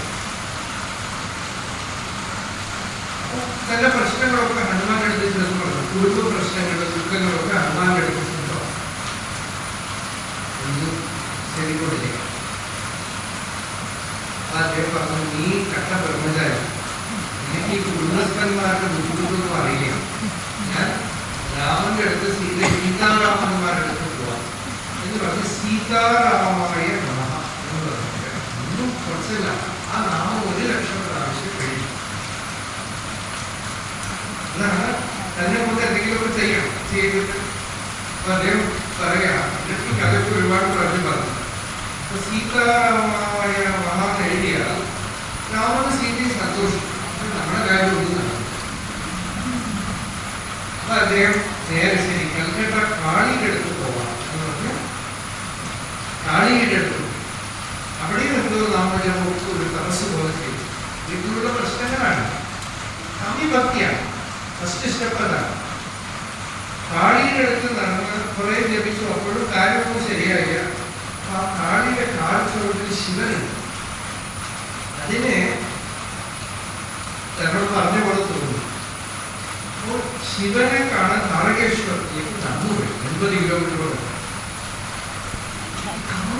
എനർജിയാണല്ലോ അത് ചിലപ്പോൾ ഫസ്റ്റ് സ്റ്റെപ്പ് രാമദാസിന്റെ ലൈഫ് അങ്ങനെയാണ് ജീവിതത്തിലുള്ള പ്രശ്നങ്ങളും ദുഃഖങ്ങളൊക്കെ വന്നിട്ടാണ് ഇതിലേക്ക് തിരിയുന്നത് അപ്പൊ അതേപോലെ അവിടെ താരകേശ്വരത്തിൽ അവിടെ പോയി ജപമൊക്കെ ചെയ്തു ഇപ്പോഴൊന്നും നടന്നില്ല ഇതിന് ഓരോരോ ദേവന്മാർ പറയും എല്ലാ ദേവന്മാരും പ്രസിദ്ധരാണ് നമ്മുടെ കാര്യം നടക്കില്ല അവരൊക്കെ പോയി പ്രാർത്ഥിച്ച് ബുദ്ധിമുട്ടുകളും കഷ്ടങ്ങളൊക്കെ പറയും ജപിക്കും അവർക്ക് പ്രസന്നരാകും ഞാൻ ചെയ്യുന്നതൊക്കെ സന്തോഷിക്കും എന്റെ കാര്യങ്ങൾ അവസാനം വീണ്ടും തിരിച്ച് ഹനുമാന്റെ അടുത്ത് വരാൻ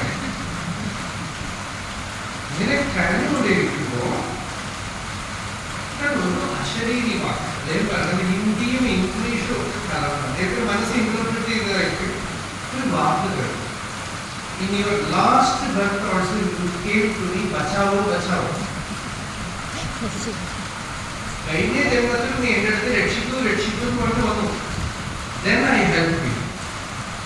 Now, then you dodge. ഈ അനുഭവം ഇവിടെ കടന്നു പോകാതെ നീ രക്ഷപ്പെടും. Now, no power in the world can change this. Swallow it. Assimilate, digest it, assimilate. ഇതാണ് മൂന്ന് വാക്ക്. Swallow it, digest it, assimilate. ഉടനെ ആ പ്രശ്നം പോയി. ആ പ്രശ്നം അങ്ങനെ പോയി. പരിഹാരം അന്വേഷിക്കാനുള്ള പരിപാടി പോയി. പക്ഷെ നാമജപം പഴക്കം. ഭഗവൻ നാമജപം അഭ്യാസത്തിൽ പോയി. ഇത്രയും കാര്യം നടക്കാൻ വേണ്ടി ചെയ്യുന്നത് അഭ്യാസത്തിലാണ്. 1 കോടി രാമനാമം എഴുതാൻ പറ്റും. രാമനാമം എഴുതാൻ പറ്റും. എഴുതാം, ലഭിക്കാം. 1 കോടി രാമനാമം എഴുതാം.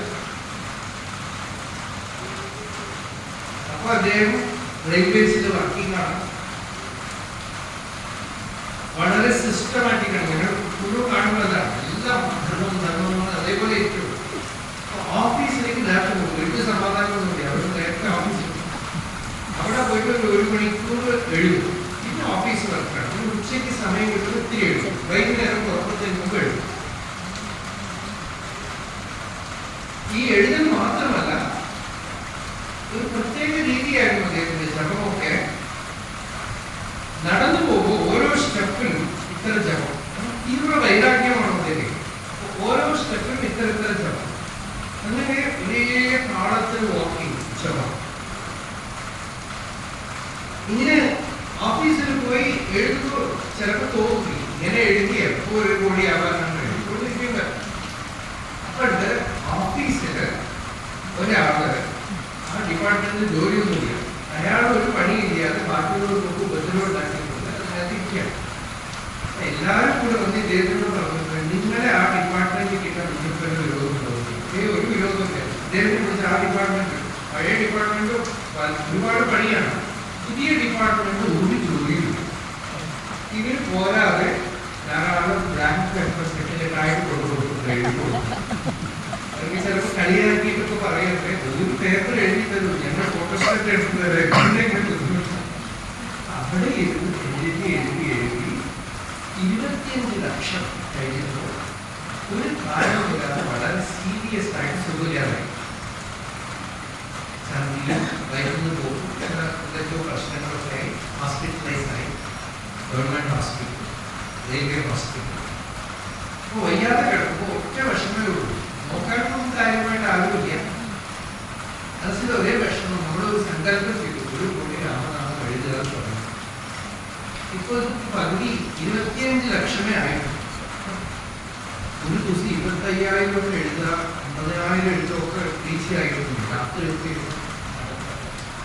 ശരി, നീ അടുത്തൊരു ജന്മം കിട്ടി ഇതൊരു പണിയേ ഉണ്ടാവുള്ളൂ, വേറെ പണിയൊന്നുമില്ല, എന്തായാലും കുഴപ്പമില്ല എന്ന് വിചാരിച്ചു.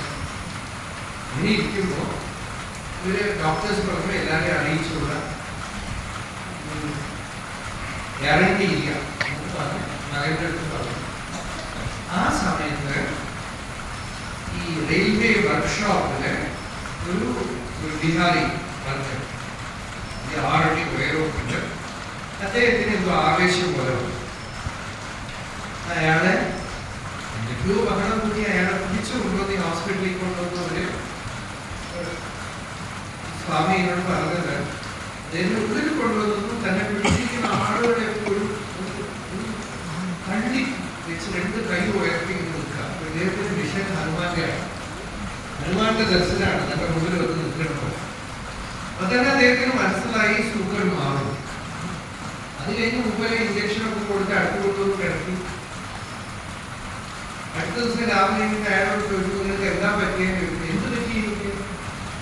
അല്ല, നിങ്ങൾ ഇതിനു മുമ്പ് എന്തെങ്കിലും വന്നിട്ടുണ്ടോ ഇതുപോലെ? ഇപ്പൊ എന്ത് വന്നു അറിയിക്കണം.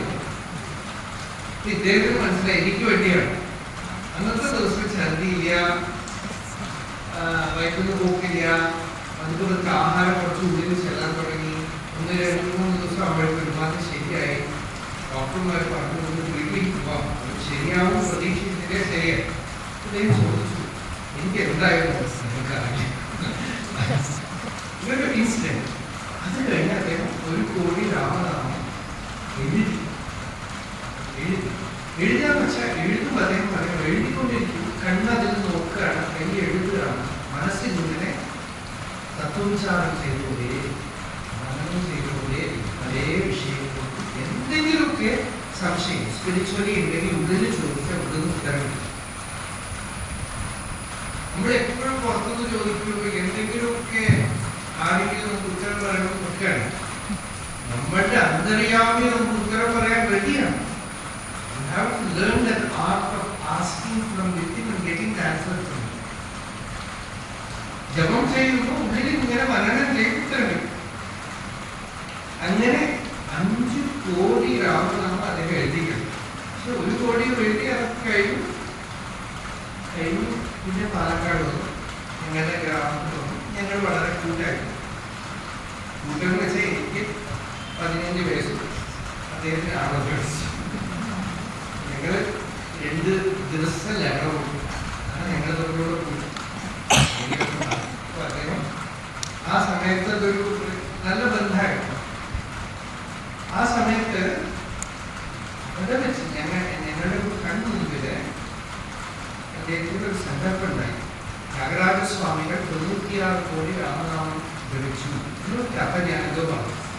അപ്പൊ അദ്ദേഹത്തിന് ഒരു സങ്കല്പം ഉണ്ടായി, ഈ റിട്ടയർ ആയിക്കഴിഞ്ഞു റെയിൽവേസ് 100 കോടി രാമനാമം ജപം സങ്കല്പിച്ചു.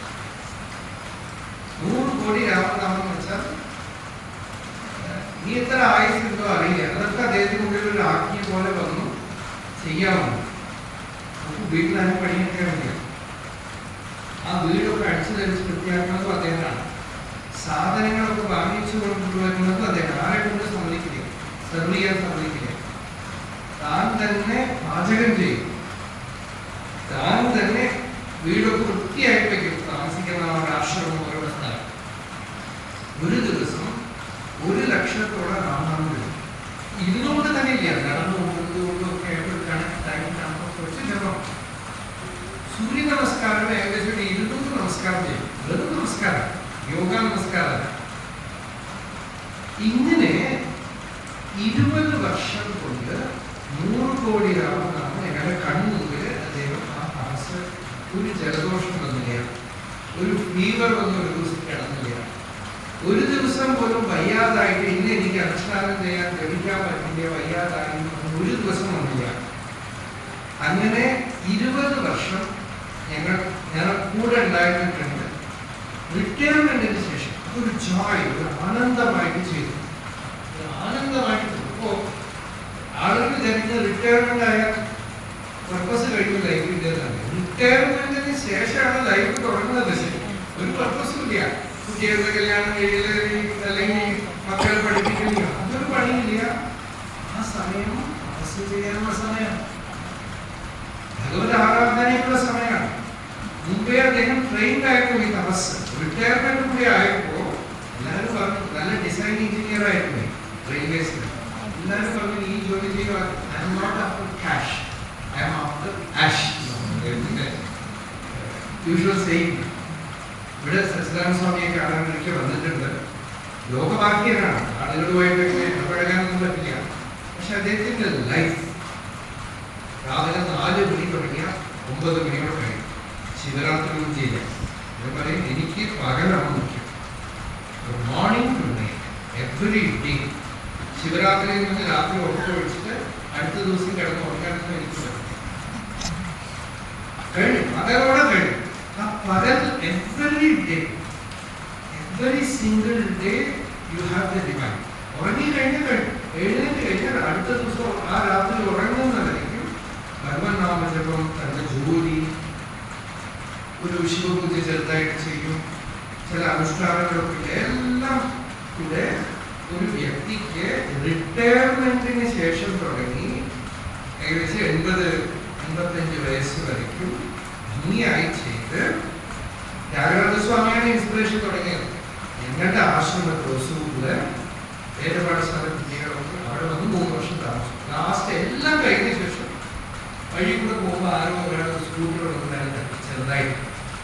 ഇത്തിരി വയ്യാതായി, കുറച്ചൊന്ന് ഹോസ്പിറ്റലിലാണ് വന്നു പോകും. പിന്നെ കുഴപ്പമില്ല. പിന്നെ അവിടെ വന്നിട്ട് തുടങ്ങിയ അവസ്ഥ കുട്ടികളുടെ നടക്കും. ആ കുട്ടികളൊക്കെ ഒരു ദിവസം വൈദ്യുതി ശരീരം 90 വയസ്സായി പിടിച്ചിരുത്തിയിട്ട് ചുറ്റും നിന്ന് വിഷ്ണു സഹസ്രനാമം ജപിക്കുകയാണ് കുട്ടികൾ. സംഗീത്യ നാരായണ ശബ്ദമാത്രം എന്ന് പറഞ്ഞിടത്ത് അന്ന് ത്യാഗരാജസ്വാമിയുടെ സമാധിയിലെ ആരാധന, ത്യാഗരാജ ആരാധന വാഹന പഞ്ചമി. ആ വാഹന പഞ്ചമി ദിവസം, ബഹുള പഞ്ചമി ദിവസം അപ്പോ ഇത് ഒരു ദൃഷ്ടാന്തത്തിന് ഒരു കഥ പറഞ്ഞു അത്രയേ ഉള്ളൂ. ഭാരതദേശത്തിൽ ഇങ്ങനെ അനേക ദൃഷ്ടാന്തങ്ങൾ ഉണ്ടാവും. എത്രയോ ആളുകൾ ഉണ്ടാവും. ഒരാളെയും നമുക്കെടുത്ത് അനുകരിക്കാൻ സാധിക്കില്ല. നമ്മൾ ആ ആശയം, ആ വിഷയം, ആ തപസ് എടുത്തുകൊണ്ട് നമ്മളുടെ ജീവിതത്തിൽ നമ്മൾ വഴി കണ്ടുപിടിച്ച് സാധനയുണ്ട്. ഭഗവന്നാമ ജപമോ അല്ല പ്രാണായാമാദി യോഗ സാധനങ്ങളോ ജ്ഞാനവിചാരമോ എന്ന് ഓരോരുത്തർക്കും മെത്തേഡ്സ് ഉണ്ടാവും. പക്ഷെ അത് ഓരോരുത്തരും അവരവര് കണ്ട് അവരവരുടെ ജീവിതത്തിൽ അത് ഇംപ്ലിമെന്റ് ചെയ്ത് സത്യത്തിനെ അവരവന്റെ ഉള്ളിൽ സാക്ഷാത്കരിച്ച് അവനവന്റെ ഹൃദയം പറയണം, മറ്റുള്ളവരല്ല. അപ്പോൾ മറ്റുള്ളവർ പറയാൻ വളരെ എളുപ്പമാണ്. കുറെ യൂട്യൂബിൽ വീഡിയോ ഇട്ടാണ് ആളുകൾ പറഞ്ഞു എന്തെങ്കിലുമൊക്കെ പറഞ്ഞ് എഴുതി വിട്ടാൽ മതി. തിരുവണ്ണാമലയിൽ ഞങ്ങൾ കാണുന്നതാണ്. തിരുവണ്ണാമലയിൽ ഒരാഴ്ച ഇരുന്നിട്ട് എൻലൈറ്റ്മെന്റ് കുറെ ശിഷ്യന്മാരെ അടുത്ത വർഷം വരുമ്പോഴേക്കും എൻലൈറ്റ്മെന്റ്. ഞാൻ എൻലൈറ്റ്മെന്റ് ആയി എന്ന് പറഞ്ഞ പുസ്തകം എഴുതിയ ചില ആളുകള് ഞാൻ തന്നെ ആ പുസ്തകമൊക്കെ നന്നായിട്ട് വായിച്ചു നോക്കിയിട്ടുണ്ട്. നന്നായിട്ടുള്ള പുസ്തകം വിചാരിക്കും. കുറെ കഴിയുമ്പോൾ അവരൊന്ന് പറയും ശരി. അപ്പോ you need a way of life, not simple teaching. Teaching is very important. Way of life is also very important. ജീവിത പദ്ധതി ആശ്രമം എന്ന് പറയുമ്പോൾ ആശ്രമത്തിൽ ഫിറ്റ് ആവാൻ കഴിയുമെങ്കിൽ ജീവിത പദ്ധതി അതുപോലെ ജീവിതത്തിലെ മൊത്തത്തില് ഇത് ആരെങ്കിലും പറഞ്ഞു തരണമെന്ന് പ്രതീക്ഷിക്കരുത്. കാരണം ആരെങ്കിലും പറഞ്ഞാൽ നിങ്ങൾ കൺഫ്യൂസ് ആവും. നിങ്ങളുടെയാണ് ജീവിതം, നിങ്ങളുടെ കുടുംബം, നിങ്ങളുടെ സാഹചര്യം, നിങ്ങൾ എങ്ങനെ ഇരിക്കുന്നു അത് നിങ്ങൾ കണ്ടുപിടിച്ച് ഈ ആശയം എടുത്തോളം സാധനയ്ക്ക് എന്തെങ്കിലും ഗുരുപദേശം തരാൻ പറ്റും. അതിനെ എങ്ങനെ നിങ്ങളുടെ ജീവിതത്തിൽ ചെയ്യാൻ പറ്റും, നിങ്ങൾ ഇരിക്കുന്ന സ്ഥലത്ത് അതിനെ എങ്ങനെ കൊണ്ടുവരാൻ പറ്റും, അവിടെ നിങ്ങൾ അതെങ്ങനെ നിങ്ങളുടെ ജീവിതത്തിൽ ഇതൊക്കെ മറ്റുള്ളവരുടെ ഇൻഫ്ലുവൻസ് ഒക്കെ വന്നു കഴിഞ്ഞാൽ ചിലപ്പോൾ നമ്മൾ ഡിസ്റ്റർബ് ആവും. ഒരു ലിമിറ്റിന് വരെ പറ്റില്ല. ചില കാര്യങ്ങൾ നമുക്ക് ഉത്തമമായി വഴി കാണിക്കുന്ന ഒരു ഗുരു ഉണ്ടെങ്കിൽ ചോദിച്ച് റിപ്പോർട്ട് ചെയ്യാം. ഞാൻ ഇങ്ങനെ ചെയ്യുന്നു, ഇങ്ങനെയാണോ ഇങ്ങനെയാണോ. ചിലപ്പോൾ നമുക്ക് നല്ല ഗൈഡൻസ് കിട്ടും. പക്ഷെ എല്ലാത്തിനേക്കാളും മുഖ്യം ഇരുട്ടത്ത് നടന്ന് നിങ്ങൾ നിങ്ങളുടെ വീട്ടിലേക്ക് പോകണമെങ്കിൽ എനിക്കൊരു ടോർച്ചിനാണ് പോകുന്നത്. നിങ്ങളുടെ വീട് എവിടെയാണെന്ന് എനിക്കറിയില്ല, നിങ്ങളുടെ അടുത്ത് പോകണം. ടോർച്ച് സെയിമാണ്, ലൈറ്റ് സെയിമാണ്. അതുപോലെ മഹാപുരുഷന്മാരും ശാസ്ത്രവും ഒക്കെ ലൈറ്റാണ്. പ്രാരബ്ധം നിങ്ങളുടെ വഴിയാണ്, നിങ്ങളുടെ വഴി നിങ്ങളുടെ പ്രാരബ്ധമാണ്. അതിന് പോയിട്ട് വരാനെങ്കിലും ചോദിക്കും ഇങ്ങനെ വേണോ വേണോ, അത് നിങ്ങളുടെ പ്രാരബ്ധം. അപ്പൊ ആ പ്രാരബ്ധത്തില് ഇതിനെ എങ്ങനെ കൊണ്ടുവന്ന് വെക്കണമെന്നുള്ളതിലാണ് സ്പിരിച്വൽ വിക്ടറി, ജയം. അതാണ് ജയം. അത് നമുക്ക് സാധിച്ചാൽ എല്ലാവരുടെ ജീവിതവും യൂണീക്ക് എന്ന് പറയുന്നത് തനിയാണ്. ഒന്നും പോലെ ഉണ്ടാവില്ല. ഇമിറ്റേഷൻ ഉണ്ടെങ്കിൽ അത് സ്പിരിച്വൽ അല്ല. ഇമിറ്റേഷനേ ഉണ്ടാവില്ല, എല്ലാം ഒറിജിനലാണ്. അവനവന്റെ ജീവിതത്തിനുള്ളിൽ അത് പ്രകാശിക്കുകയാണ്, അനുഭവത്തിൽ വരികയാണ്. ഇവിടെ തൃപ്തിയുണ്ടാവും. എന്റെ ലക്ഷണം എന്താ? നമ്മുടെ സ്പിരിച്വലി ഇവോൾവ് ആവുന്നു. ഇവിടെ ലക്ഷണമാണ് സന്തോഷം. സന്തുഷ്ട സതതം യോഗി എന്ന് ഭഗവാൻ പറഞ്ഞു. എപ്പോഴും സന്തോഷം, ആനന്ദമാണ്, ശാന്തിയാണ്. അതിന് വലിയ എന്തൊക്കെ നഷ്ടപ്പെടുത്തിയാലും ശരി ഈ ശാന്തിയെ നഷ്ടപ്പെടുത്തി കളയരുത്. എന്തൊക്കെ പോയാലും ശരി ഉള്ളിൽ നഷ്ടപ്പെടുത്തി കളയരുത്. ശ്രദ്ധാവാൻ ലഭതേ ജ്ഞാനം തത്പര സംയതേ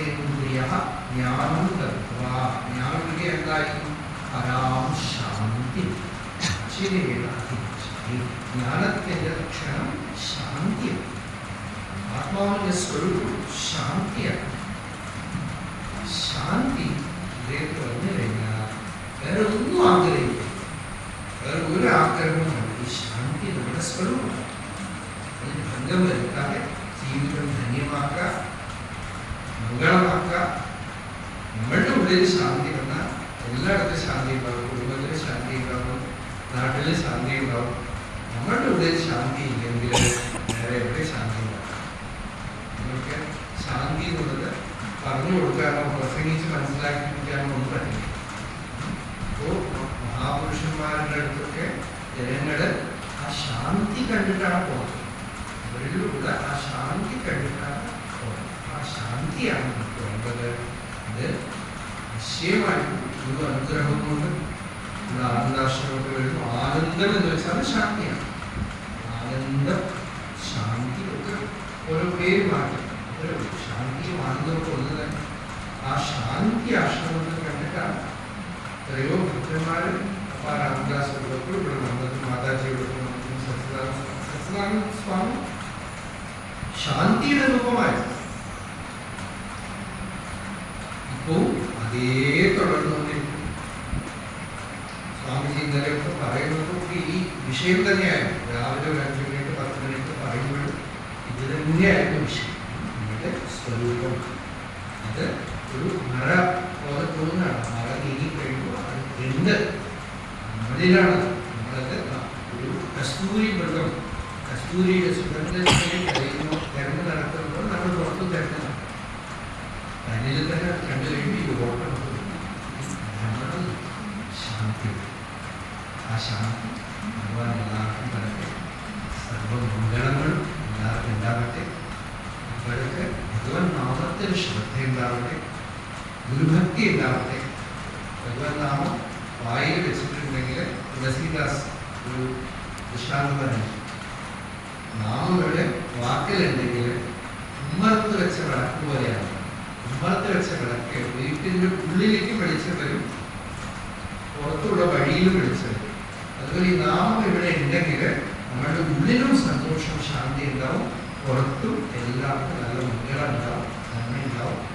അതുകൊണ്ട് ആ ഭഗവൻ നാമം നമ്മൾക്ക് ഭഗവാനോട് പ്രാർത്ഥിക്കണമെങ്കിൽ അതാണ് പ്രാർത്ഥിക്കുന്നത്. ഭഗവാനെ ആ നാമത്തിൽ മന്ത്രത്തിൽ എനിക്ക് ശ്രദ്ധ ഉണ്ടാവട്ടെ, മന്ത്രത്തിൽ എനിക്ക് ഭക്തി ഉണ്ടാവട്ടെ, മന്ത്രം പരമാർത്ഥ വസ്തുവാണെന്നുള്ള ബോധം എൻ്റെ അടുത്തുണ്ടാവട്ടെ. മന്ത്രം ഒരു ഉപായമാവാൻ പാടില്ല.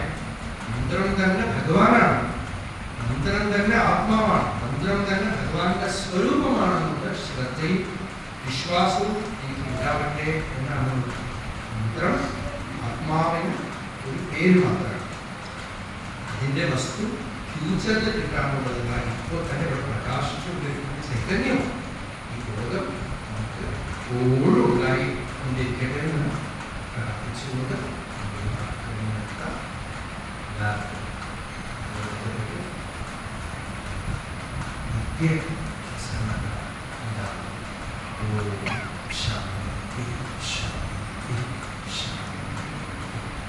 അരുണാചല ശിവ